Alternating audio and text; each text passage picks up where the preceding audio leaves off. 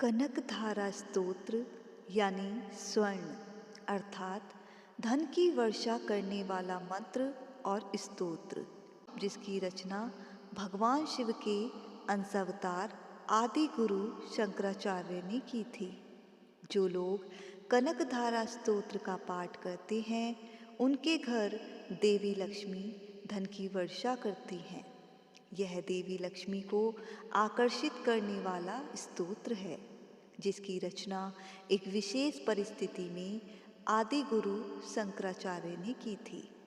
एक बार शंकराचार्य भिक्षा मांगने के लिए घूमते हुए एक ब्राह्मण के घर पहुँचे।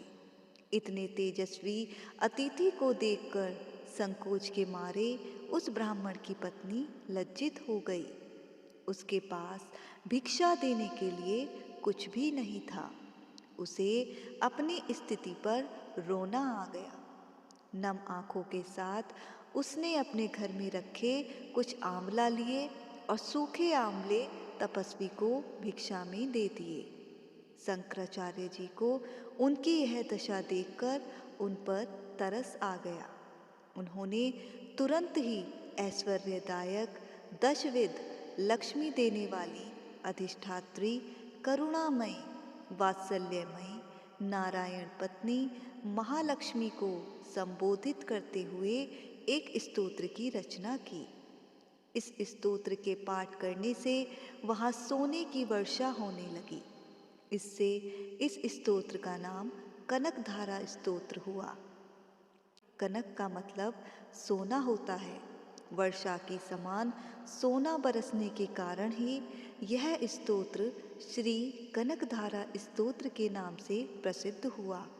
तो प्रस्तुत है संपूर्ण कनकधारा स्तोत्र।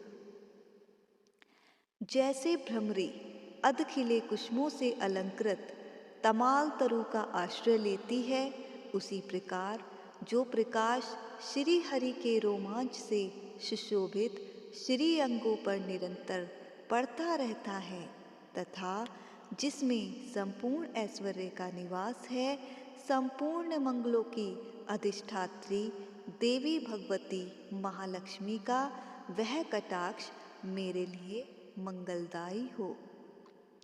जैसे भ्रमरी महान कमल दल पर मंडराती रहती है, उसी प्रकार जो श्री हरि के मुखारविंद की ओर बराबर प्रेम पूर्वक जाती है और लज्जा के कारण लौट आती है, समुद्र कन्या लक्ष्मी की वह मनोहर मुग्ध दृष्टिमाला मुझे धन संपत्ति प्रदान करे। जो संपूर्ण देवताओं के अधिपति इंद्र के पद का वैभव विलास देने में समर्थ है, मधुहंता श्री हरि को भी अधिकाधिक आनंद प्रदान करने वाली है तथा जो नीलकमल के भीतरी भाग के समान मनोहर जान पड़ती हैं, उन लक्ष्मी जी के अधखुले नेत्रों की दृष्टि क्षण भर के लिए मुझ पर थोड़ी सी अवश्य पड़े।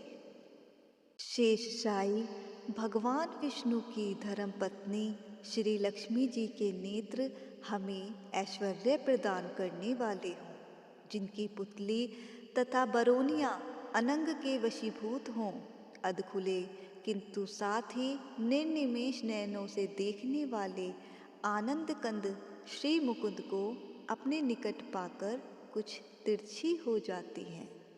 जो भगवान मधुसूदन के कौस्तुभमणि मंडित वक्ष स्थल में इंद्र नीलमयी हारावली सी सुशोभित होती हैं तथा उनके भी मन में प्रेम का संचार करने वाली हैं, वह कमल कुंजवासिनी कमला की कटाक्षमाला मेरा कल्याण करें। जैसे मेघों की घटा में बिजली चमकती है, उसी प्रकार जो कैटभ शत्रु श्री विष्णु के काली मेघमाला के श्याम सुंदर वक्ष स्थल पर प्रकाशित होती है, जिन्होंने अपने आविर्भाव से भृंगु वंश को आनंदित किया है तथा जो समस्त लोकों की जननी है, उन भगवती लक्ष्मी की पूजनीय मूर्ति मुझे कल्याण प्रदान करे। समुद्र कन्या कमला की वह मंद अलस मंथर और अधोर्ण मिलित दृष्टि, जिसके प्रभाव से कामदेव ने मंगलमय भगवान मधुसूदन के हृदय में प्रथम बार स्थान प्राप्त किया था, यहाँ मुझ पर पड़े। भगवान नारायण की प्रेयसी लक्ष्मी का नेत्र रूपी मेघ दया रूपी अनुकूल पवन से प्रेरित हो दुष्कर्म रूपी धाम को चिरकाल के लिए दूर हटाकर विषाद रूपी धर्मजन्य ताप से पीड़ित मुझ दीन रूपी चातक पर धन रूपी जलधारा की वृष्टि करें। विशिष्ट बुद्धि वाले मनुष्य जिनके प्रीति पात्र होकर जिस दया दृष्टि के प्रभाव से स्वर्ग पद को सहज ही प्राप्त कर लेते हैं, पद्मासना पद्मा की वह विकसित कमल गर्भ के समान कांतिमयी दृष्टि मुझे मनोवांछित पुष्टि प्रदान करे। जो सृष्टि लीला के समय वाग देवता के रूप में विराजमान होती है तथा प्रलय लीला के काल में शाकंभरी अथवा चंद्रशेखर वल्लभा पार्वती के रूप में अवस्थित होती है, त्रिभुवन के एकमात्र पिता भगवान नारायण की उन नित्य यौवना प्रेयसी श्री लक्ष्मी जी को नमस्कार है। मातु, शुभ कर्मों का फल देने वाली श्रुति के रूप में आपको प्रणाम है। रमणीय गुणों की सिंधु रूपा रति के रूप में आपको नमस्कार है। कमलवन में निवास करने वाली शक्ति स्वरूपा लक्ष्मी को नमस्कार है। कमलवदना कमला को नमस्कार है। क्षीर सिंधु सभ्यता श्री देवी को नमस्कार है। चंद्रमा और सुधा की सगी बहन को नमस्कार है। भगवान नारायण की वल्लभा को नमस्कार है। कमल सदृश नेत्रों वाली माननीय माँ, आपके चरणों में किए गए प्रणाम संपत्ति प्रदान करने वाले, संपूर्ण इंद्रियों को आनंद देने वाले, साम्राज्य देने में समर्थ और सारे पापों को हर लेने के लिए सर्वथा उद्यत हैं। वे सदा मुझे ही अवलंबन दे, मुझे ही आपकी चरण वंदना का शुभ अवसर सदा प्राप्त होता रहे। जिनके कृपा कटाक्ष के लिए की गई उपासना उपासक के लिए संपूर्ण मनोरथों और संपत्तियों का विस्तार करती है, श्री हरि की हृदयेश्वरी उन्हीं आप लक्ष्मी देवी का मैं मन, वाणी और शरीर से भजन करता हूँ। भगवती हरिप्रिया, तुम कमल वन में निवास करने वाली हो। तुम्हारे हाथों में नीला कमल सुशोभित है।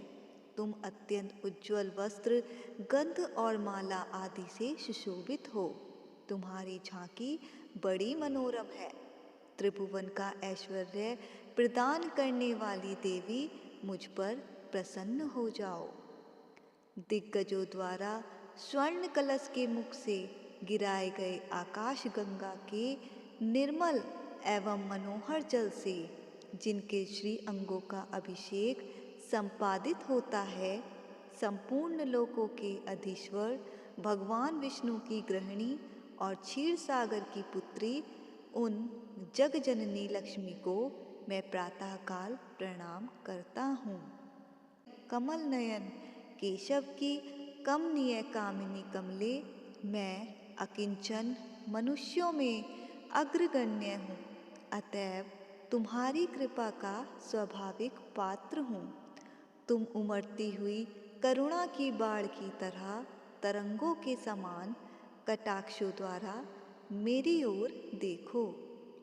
जो मनुष्य इन स्तुतियों द्वारा प्रतिदिन वेदत्रयी स्वरूपा त्रिभुवन जननी भगवती लक्ष्मी की स्तुति करते हैं, वे इस भूतल पर महान गुणवान और अत्यंत सौभाग्यशाली होते हैं तथा विद्वान पुरुष भी उनके मनोभावों को जानने के लिए उत्सुक रहते हैं। जय माँ लक्ष्मी।